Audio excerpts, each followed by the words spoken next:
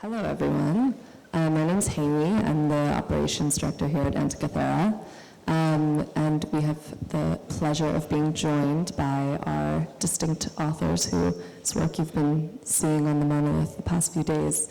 I'm going to introduce someone we're very lucky to have with us today, which is Amy Brand, sitting at the far end of this group. So Amy Brand is a publisher, entrepreneur, and executive widely recognized for expanding access to knowledge and promoting equity in science.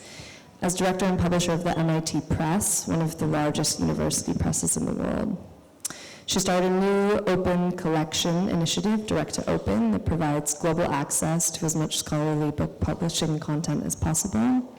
And in 2019, Dr. Brand co-founded the Knowledge Futures Group, a nonprofit dedicated to building and supporting products and protocols to make knowledge open and access to all. She was a founding member of the ORCID Board, an initiative to create a central registry of unique identifiers for individual researchers, and has played a key role in establishing a wide range of metadata standards supporting the scientific record. We're also very lucky to have her as a partner in our joint collaboration with Antikythera and MIT Press. So Amy, I hand it over to you. Thank you. Thank you so much, Haley. I really appreciate it. I'm delighted to be joining you today, and on behalf of all of us at the MIT Press, we're really thrilled to be partnering with Benjamin and Berggruen on the Antikythera Journal and book series. So technology is really changing what we know, how we live, even who we are. But it's wonderful to be in Venice celebrating not just the built environment and art and architecture, but also words and books and beautifully designed textual objects. Benjamin is one of the few public intellectuals today who treats philosophy, technology, ecology, geopolitics, and design as a single integrated project. His vision is of a new conceptual architecture for understanding the massive systems shaping our present and our possible futures. So this research and publishing partnership on planetary computation and intelligence is in many ways an organic fit with the MIT Press and our own legacy. In what other chorus of voices and ideas would one find, Norbert Wiener, Sherry Turkle, Noam Chomsky, Robert Venturi, Ai Weiwei, Slavoj Žižek, Ray Kurzweil, Stanislaw Lem, John Maida, and many, many more, all the way up to Blaise Guerra-Iarcas, who we'll hear from later. So the MIT has long published, crucially, at the nexus of design, science, culture, and technology. As a former editor-in-chief of Wired magazine put it, if the MIT Press were a literary salon, it would be the place where an art historian and a crypto entrepreneur get into a fight about the nature of digital art, while in another corner, an architect and an aerosols expert hash out designs for a COVID-safe workspace, and in yet another, science fiction writers and AI researchers debate the nature of intelligence. And so here we are, again, at the convergence between the natural and manufactured worlds. So we all know computation is actively changing how we make, share, and understand knowledge. It's augmenting our cognition, our capacities for synthesis, inference, and prediction. Can it also help us design a viable planetary future? The Antikythera Journal is a new kind of conversation about the future that we're already living in. And it takes its inspiration in part from the brilliant but somewhat overlooked thinker Stanislaw Lem, best known as a science fiction writer, but also one of the boldest philosophers of technology. Way back in 1964, he wrote a book that imagined how machines might one day think, how biology and computation might blend, and how our inventions might outpace our ethics. Sound familiar? So what happens when technology stops being a tool and starts being an environment? When machines don't just serve us, but learn from us, change us, and maybe even outlive us. So these are existential technologies, systems that operate on vast timescales, shape evolution, push us beyond the moral and mental frameworks that we've inherited. The new journal, as well as the new forthcoming book series, bring these ideas to life. You'll encounter essays and visual pieces on everything from artificial brains to planetary simulations that think, to digital time capsules designed to teach future civilizations not just what we know, but how we knew it. So how do we design for futures that we cannot possibly even fully imagine at this moment? So we invite you to wonder about these questions, and we hope to spark new ways of seeing technology, not just as screens and code, but as something woven into the fabric of life and time and earth. So thank you all for being here at the start of this journey and this partnership. We're proud to welcome you, not just as readers and viewers, but as co-authors and co-ideators of questions that will shape the future that we are co-creating with the systems that we're building right now. So over to Benjamin. Yeah, well, thank you, Amy, for that that very warm, generous introduction. I want to sort of begin by returning the thanks from Antikythera, not just from me, but also really from the whole team. From Nils, Haley, Emily, Nikolai, Andre, Dasha, and the absent Stephanie Sherman, who's attending to a new baby, and so she's not here with us today. But also to all of the contributors to the book series and to the journal, and to everyone else at Berggruen Institute and Berggruen Arts and Culture who are hosting us here today.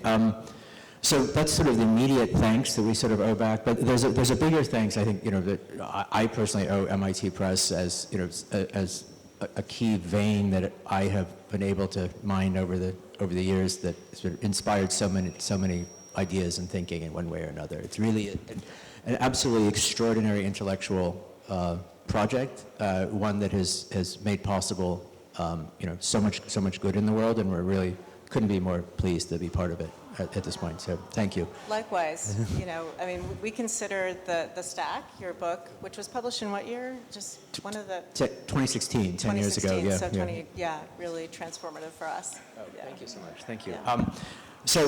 With that, what we'd like to do is just to sort of set the stage for this. As Amy mentioned, we, with the Antikythera, Berggruen, and MIT Press, we've undertaken a new publishing initiative, which is both a new peer-reviewed journal and a new book series simultaneously.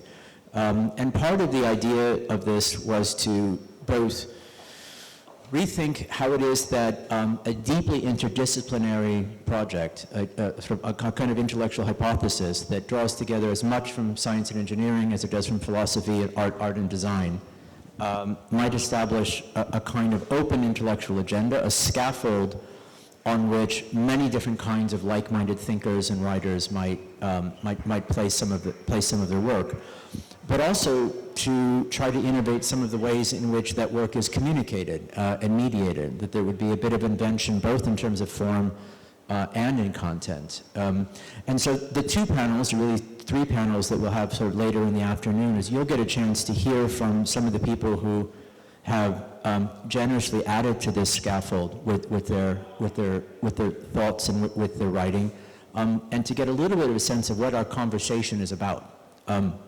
The real ambition of the Antikythera program, as I often say, is to try to establish something along the lines of a new school of philosophical thought that is more appropriate to the challenges of the moment.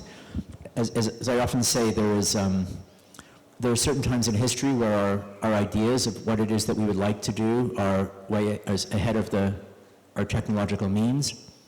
And there are other times in history where our technologies are ahead of our concepts, which is more like where we find ourselves today. And when that is the case, the job of philosophy is quite different than it might be otherwise. It's less to project truths upon the new than it is to try to invent and compose the concepts and terminology that we might need to better orient ourselves. And that is by necessity a collaborative and collective process that if successful, even in a fractional sense, would be one that draws on the collective intelligence of people of goodwill.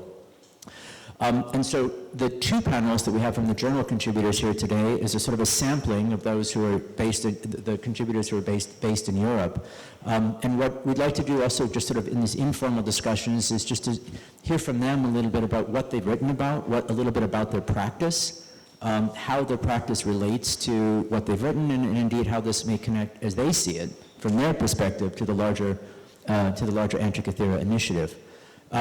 But before we sort of jump into that, I also just wanted to think about the relationship with form and content.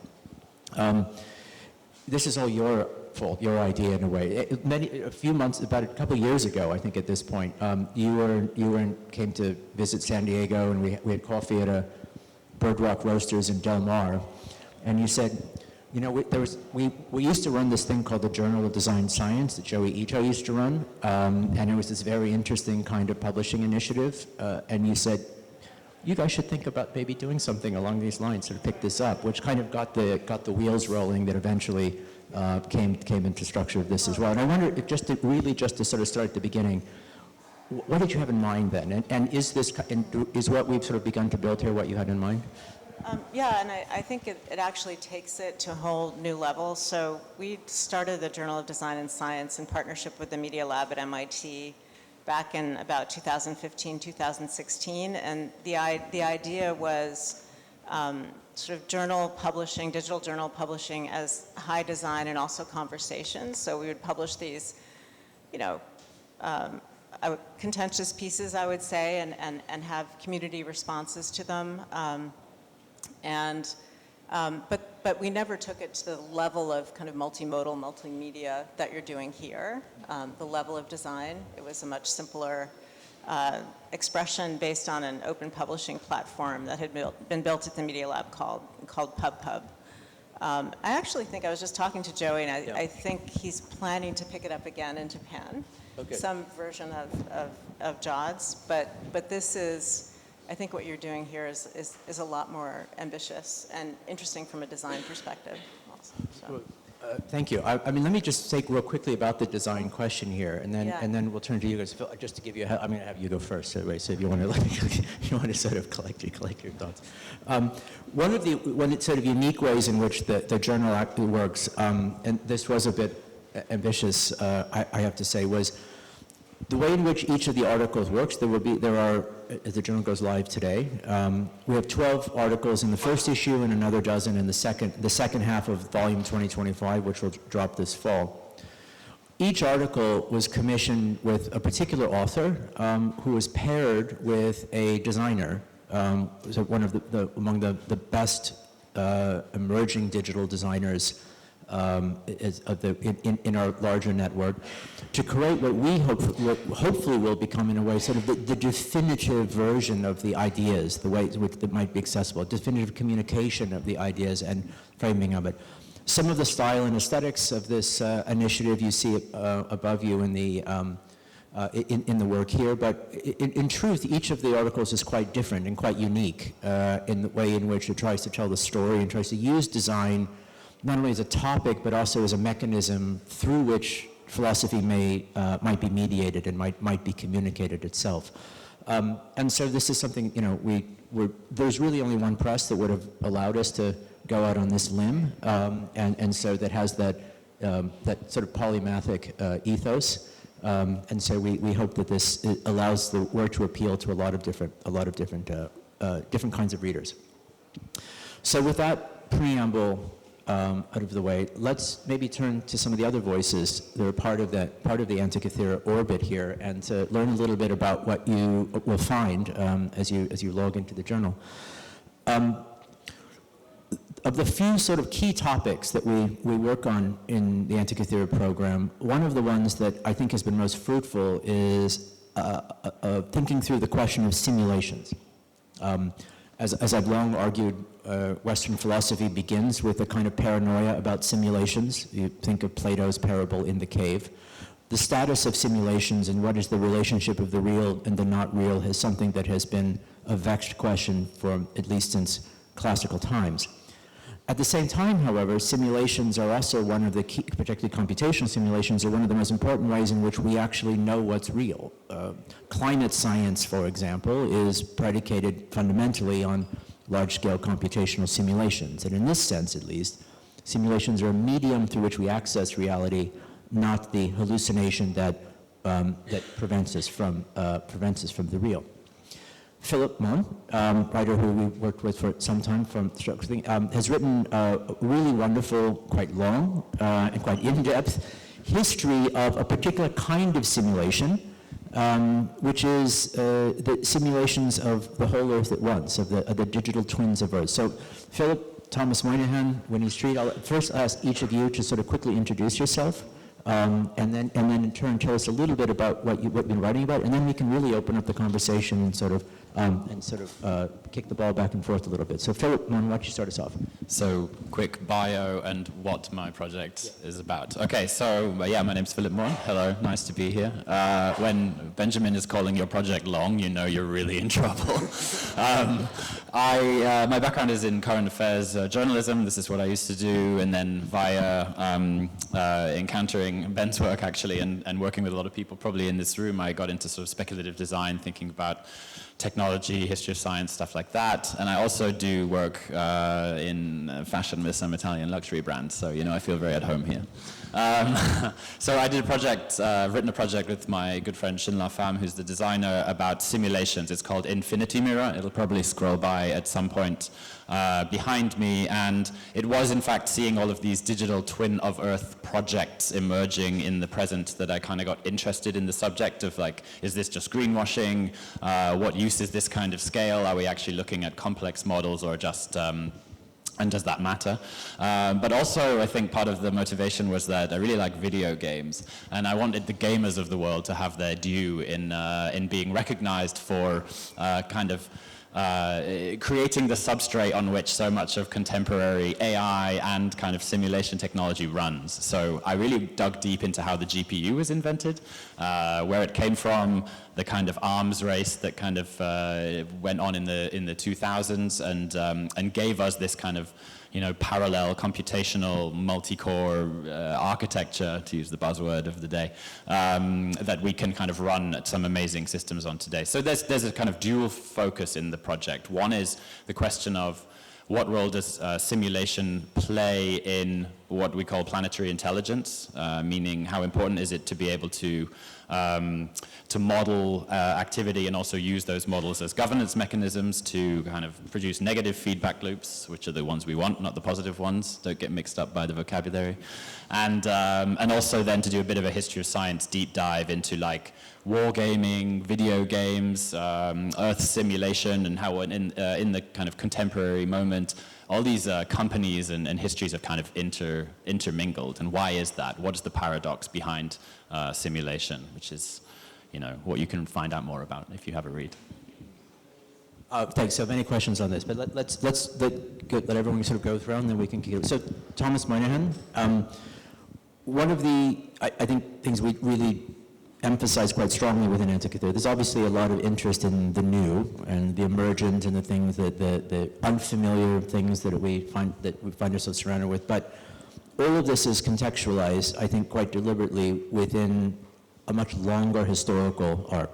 But the question is less about how do we map this particular moment than how do we understand the possibility of this moment in the longer arc of what you call the history of now. And so if you could tell us a little bit about your practice as a historian and the work that you've done on the deep history of what in Antikythera speak we call planetary sapiens. Yeah, thank you. And thank you everyone for taking the time to be here. And an even bigger thanks to MIT, to Berggruen, to Antikythera for making this happen. This is a truly unique journal, and I don't think anything, we have spoken about precursors, but I don't think anything truly like this has been attempted before. And so the ambition of it is, in my opinion, quite staggering. So yeah, I'm Thomas Moynihan. I'm a historian of ideas. Aside from being a research affiliate at Antikythera, I'm also an affiliate researcher at Cambridge University. And my previous book was called X-Risk: How Humanity Discovered Its Own Extinction. But I've moved on to maybe lighter topics since then. So the project that I did for the journal, as Benjamin said, was called The History of Now. And it began with a recognition that our species is the first to have ever asked, where is now? And what I mean by that is how much past was required to produce our living present, and how much future might be left ahead, waiting to be produced. These questions matter because time is the medium within which actions come to matter, wherein what comes before influences whatever comes afterwards. So, knowing how far the consequences of our current actions might resonate is of crucial consideration. If I knew I was dying tomorrow, I would not bother seeking out a mortgage today. Because I expect otherwise, fingers crossed, I act accordingly. We must now apply such questions to the planetary scale, given that our species is a planet-changing force. But our answers to this question of where we find ourselves within time have themselves changed over time. So my project seeks to map this. So some very brief backstory.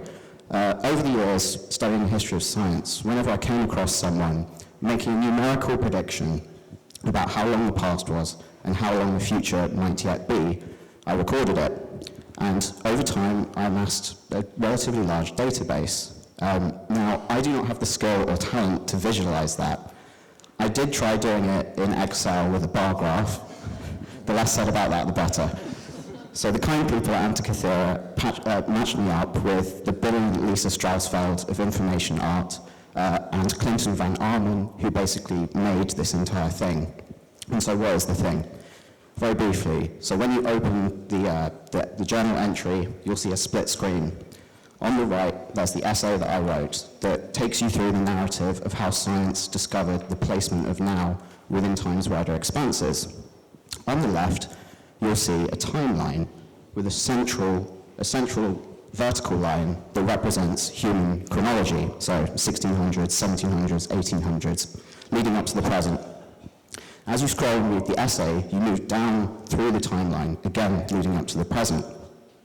And contemporary estimates will appear on the timeline, with estimates of how long the past was, stretching out horizontally to one side, and estimates of how long the future will be, stretching out horizontally along the other side. So as you scroll, you get this sense of how people thought the placement of time was throughout the past. And as you scroll, the numbers become larger and larger. I don't want to spoil it because I want you to explore it yourself, but they balloon at the end. So there was a lot of design challenges. We had to basically figure out a way of representing numbers on one single graph, basically, that ranged from 2 to 3 digits to 9 to 12, and then at the end there are numbers with 40 to 70 digits. But again, the brilliant Lisa fixed that. And so, yeah, I'll leave you to explore this timeline. There's a rich database in there, and I can't wait to hear your feedback. Thank you. Thanks, Thomas. Winnie Street. Wait one sec. Let me ask you a question. One of the another one of the ways I think we try to approach the question of philosophy of technology that's a little bit different than the traditional academic sense is that it's less about how do we project the truisms and axioms of philosophy onto the question concerning technology, but rather how at this particular moment the most interesting questions for philosophy to wrestle with are ones that will only come into focus through a direct engagement with the contemporary technologies of the moment. So not just how do we do philosophy about artificial intelligence, for example, but what are the philosophical questions that the engagement with artificial questions forces us to ask that we wouldn't have known that we'd need to ask. And so one of the, I think then the important next steps from that is to work closely and directly with many of the researchers whose day job is to work with and to make things like artificial intelligence, which is where you are at Google. But you're also a participant in the Antikythera studio, and so it's this passage between the two I also would love to hear your thoughts on a little bit about. So with that, could you tell us a little bit about how you see that back and forth, but also about the really wonderful paper that you co-authored as part of the studio last summer? Yeah, thanks so much for the question, and thanks also to MIT, Antikythera, and Berggruen for having me here. It's a real honor to be speaking at the Biennale, and not something I ever expected to happen. So this is pretty cool. As Benjamin said, I'm a researcher in Blaise Aguirre-Iarcas's team in Google. It's called Paradigms of Intelligence. And there I co-lead a program on artificial cognition and consciousness, where we very much are working at the intersection of philosophy of mind, cognitive science, and AI. And I think what Benjamin's describing with this kind of a bidirectional relationship between philosophy and AI itself is very much present in our work. I think some of the questions that the philosophy of mind now has to ask about what it is that makes up a mind, what kinds of entities can have them, and how they manifest and change through time are being forced upon us by present-day AI technologies. And part of my work is also thinking about what the ethical and social implications are of these kinds of technologies. So a lot of that is changing in real time, particularly since we don't have a kind of consistent experimental or philosophical subject, because the rate of change is just so great. So I think there's lots of new challenges associated with that. And the piece that I am talking about in this journal is called Mutual Prediction in Human AI Coevolution.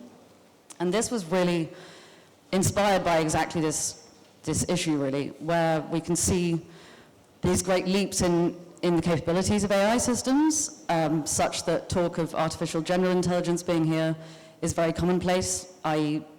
artificial intelligence of human level capacity. There is also a large amount of talk on artificial superintelligence, the idea that we actually might develop AI systems that exceed human capacities in lots of relevant and meaningful ways.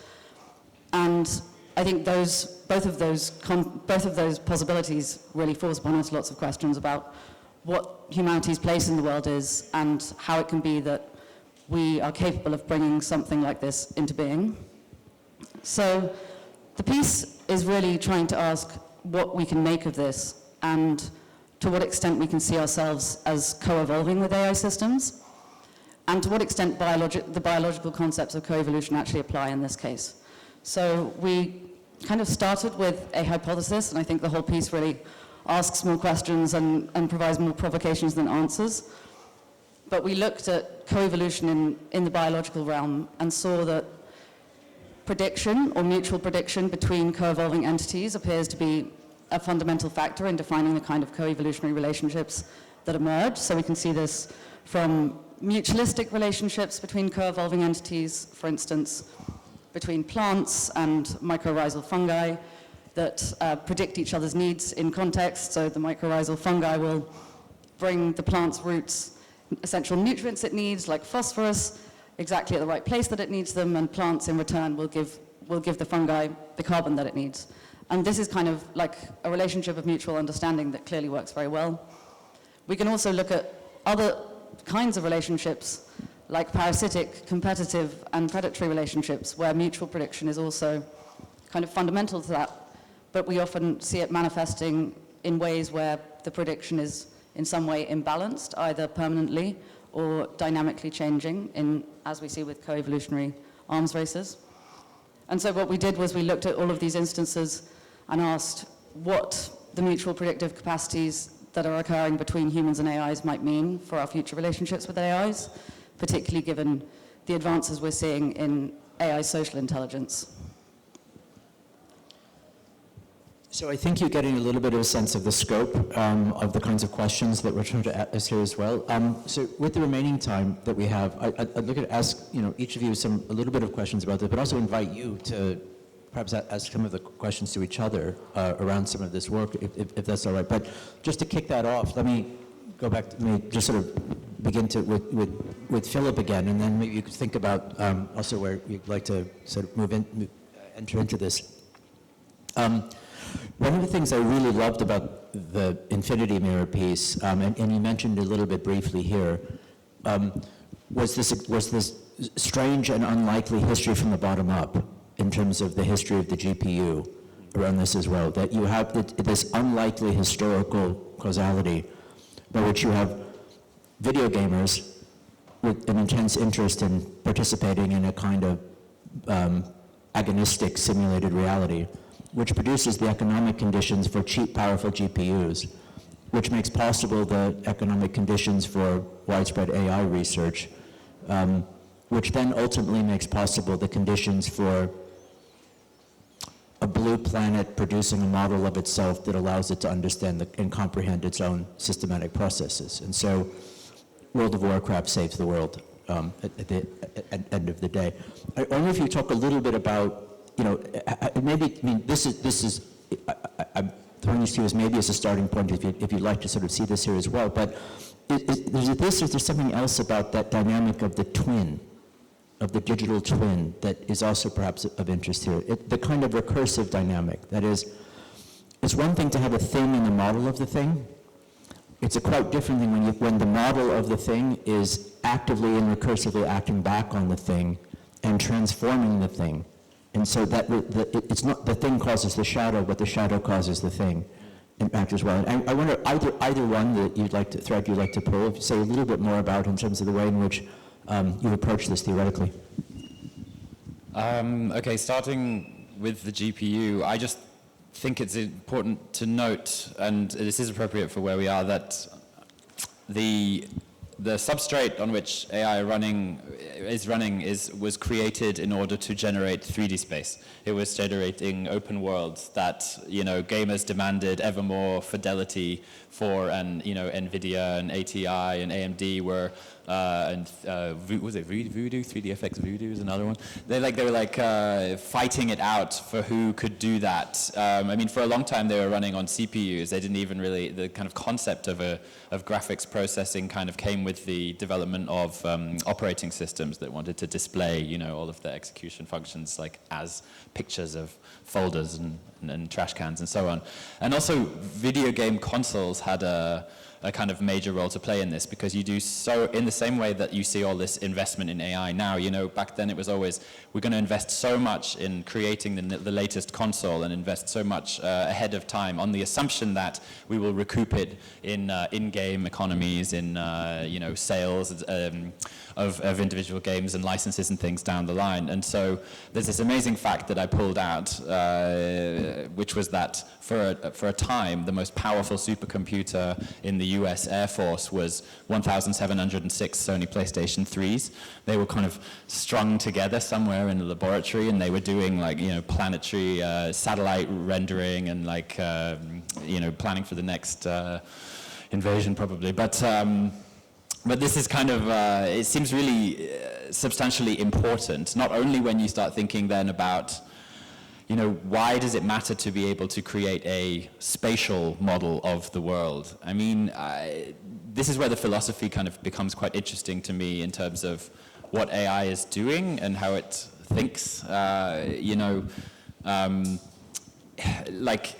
We grow up in a 3D environment, the kind of concept of, or the neuroscientific theory of predictive coding, which is that we're kind of, making a best guess about what's about to happen next, which may be something that leads us to digital twins in a second. But it seems important to me that GPUs were developed to create spaces that kind of agents could act within, and then that, I'm not an AI person, but I follow it enough to hear these terms, latent spaces, the kind of the geometrical topology of what's going on when we prompt, and what we can infer from that and so on. I don't know where it's going, and the actual Infinity Mirror title is a sort of spec design kind of proposition about what might be necessary down the line in terms of computational megastructure to kind of predict at the level that all of these NVIDIA, EU, NASA, digital twin Earths kind of promise. I will also just quickly say then on the digital twin thing that this is not something that has existed for an extremely long time. The term was only coined in 2010. NASA have kind of reinvented a history where they say, actually it was from the space race because we had all these Apollo models down on Earth that we were using to fix things in real time and feed back with a time delay our information to the astronauts. But it's now totally integral. Any car manufacturing line is, creating both models of the cars, but also models of the entire line, right? Because if something breaks on one of the cars, you can say, okay, how do we adjust the line so that is fixed going forward? It's a three-part system. There's the thing you're modeling, there's the production point, and then there's the channel in between the two. And this just seems to be, I don't know, the digital twins are held together as this, they kind of appear in many different forms, and I think we're kind of still flirting with the idea in a lot of ways, because of course the Earth system is much, much, much, much, much too complex to have a fully realistic, deterministic kind of model of. But then maybe we don't need that. I don't know. Sorry, I'm now rambling. No, it's okay. I mean, I have many questions, but I just invite any of you to, if you have thoughts or provocations for each other, and really just open it up for those few minutes. I mean, can I ask Winnie? You had a point about your piece is looking at to what degree evolutionary dynamics can be said to be playing out in the development of AI in the present, and that's like a super interesting question to me. I mean, I do always think, I mean, is this just because I'm very interested in biology, like this is my favorite science, and like I'm often trying to kind of impose, I feel naturally just impose evolutionary dynamics onto things that humans do, not least because people tend not to think of it in those terms, right? And so I'm interested in seeing if they play out. Therefore, I wrote about the arms race that produced GPUs kind of in those terms, but I mean, do you think it's fair? I don't know, maybe you could just open up a little bit about that aspect of what you're looking at, because I love this question, and I think it actually seems to be very important when people are asking, like, where's it all going? Maybe it's a way for us to think about where it's going. Yeah, I would say I don't really have the answer. I'm not a biologist, so I'm not like going to be able to give the sort of perfect transfer of the ideas to AI. But I think it's a really interesting idea with lots of open questions. Like, if there is a way to think about AI as an evolving entity, where do we draw the borders around that? Because clearly, as many people have pointed out, the notion of AI as like a thing that we can single out and that could be subject to evolutionary forces is very hard to define. Is it a model? Is it a model embedded in a system that you can interact with? Is it actually the model and all the engineers who work on it who have demands from their managers and like the needs of users? So I think there are lots of ways to just define the subject. I think clearly there are interesting things that are happening with AI systems right now that maybe warrant consideration in this light. So we might see emergence as a kind of random mutation, and what we do with those emergent behaviors as our capacity to kind of influence what we're selecting for. So I think in some ways the narrative around AGI and ASI can kind of disempower people completely from what is happening with the future of AI, but actually we have a lot of agency over which kinds of faculties and capabilities we actually want to extend into the next generation of models. Those are just a few thoughts, but... Can I ask something as well? So when you were explaining the project, it made me think of biomimicry, like, when one species, often predators, comes to resemble its prey, which often leads to cannibalism. Is that a form of biological prediction? And can you see an analog with that and what's happening with us with machine learning? Yeah, so in the paper, I think we had to kind of expand the idea of prediction in biology in order to accept sort of the encoding of behaviors in genetic material as a form of prediction or a hypothesis about what will be useful in the future. So Dennett talks about this kind of creature, where the creature itself is the hypothesis about what the future will be like. So I think I read a really interesting example recently about this kind of mimicry thing where there's a butterfly in Europe that the larvae actually give off the smell of ant larvae, and then the ants take them into their den, feed them, but they also make the same noises as the queen larvae, so they get extra special treatment, which is pretty amazingly smart. But yeah, I think we can see that as a kind of prediction in a loose sense, but without a model. So I think there are limits to what you can do with that kind of model-free prediction, I would say. But LLMs like doing that to us, like a cuckoo. I don't know.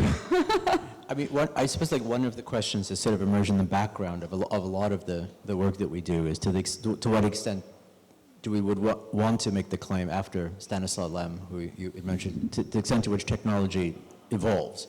Technology literally evolves, not that there's not a metaphorical projection of evolution onto technology, but that the dynamics of the construction from simple to more complex to greater nested complexity, and the ways in which technology becomes part of the environment, not just a tool, that's it's not just the niche that gets constructed, it's itself producing niches that ultimately drive its own kinds of dynamics, which would suggest to me that, I mean, in the most ambitious sense, that, you know, it was to the middle of the 19th century that we sort of figured out, you know, unguided evolution as the hand that's the real architect of this, but to the extent to which something like artificial evolution and a comprehension of our own agency through artificial evolution, that to answer questions like this may in fact be more than philosophical, and should be quite important to get a real sort of sense of how to calibrate those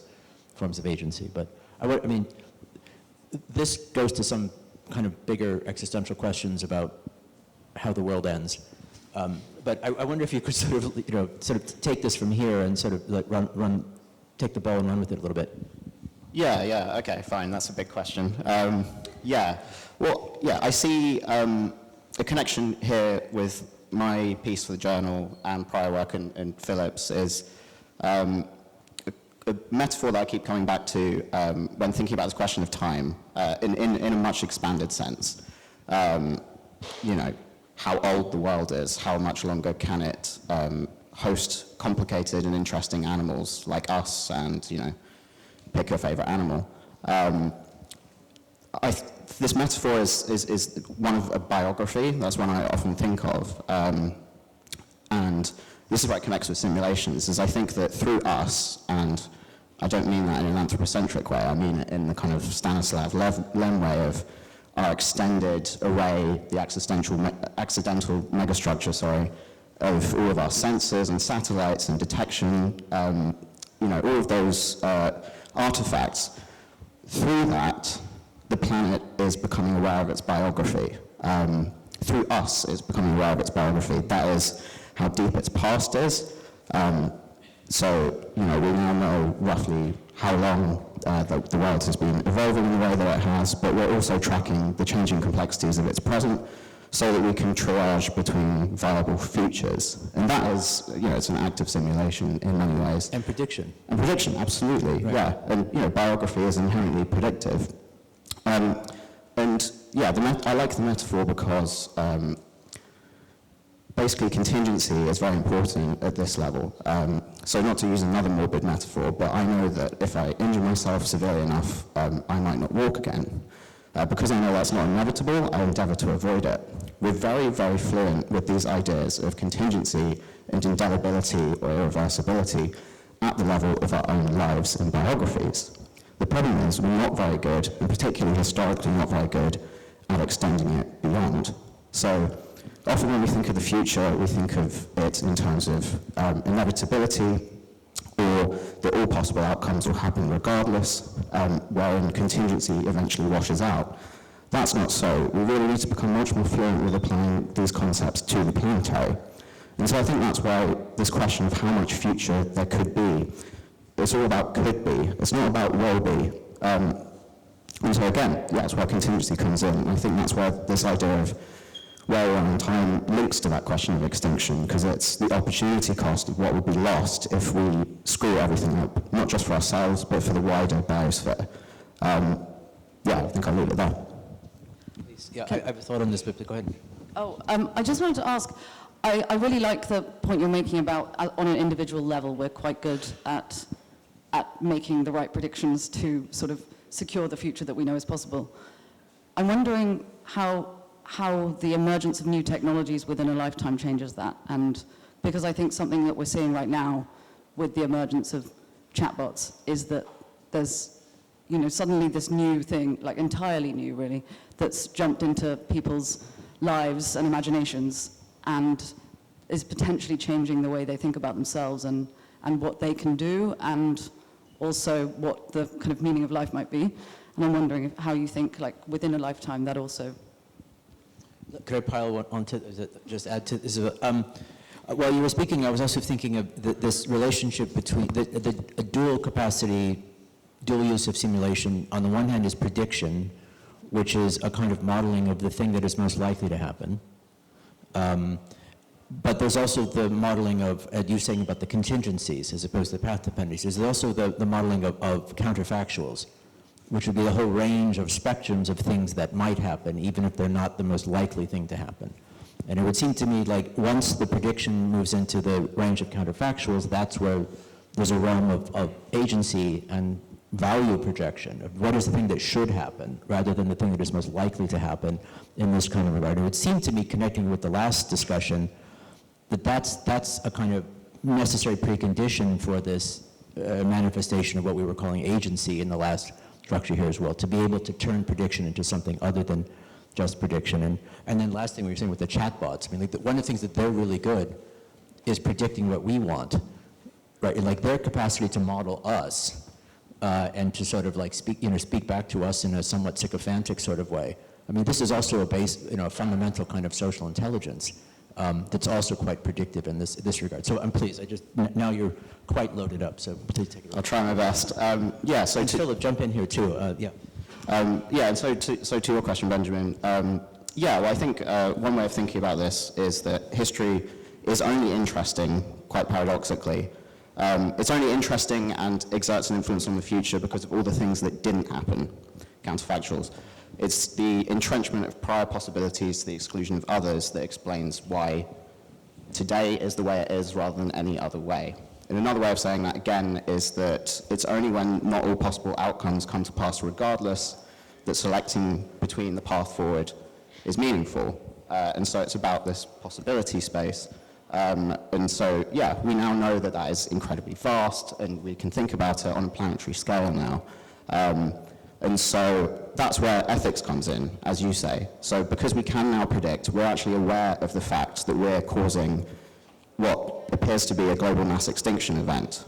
Now, I think that's bad, but sometimes people, when I suggest that, sometimes people retort and say, well, the biosphere has been perturbed in very severe ways before. This might just be some kind of, sixth creative destruction event, which I find abhorrent, but people do say that to me.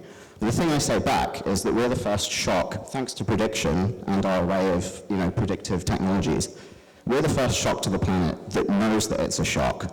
And again, where self-reflection enters the picture, so does ethics. Asteroids do not have ethics. So I'll leave that there. And then to answer Winnie's point. I don't think we can top that. I'm getting the time sign over here as well, and so I'm amazed at like that. I think everything beyond this would be a hat on a hat. So can I be very quick on Winnie's point, just one sentence? Yes. So I saw a thing recently, last year, the #1 use of LLMs was idea generation. This year, apparently, it's counseling and therapy. Yeah. All right. So we'll take a quick break, and then we'll rotate. No quick break. We're rotating. Okay, what's the next group of authors of this? Anyway, thank you, Amy, Winnie, Thomas, and Philip, for joining us as well. Thank you so much.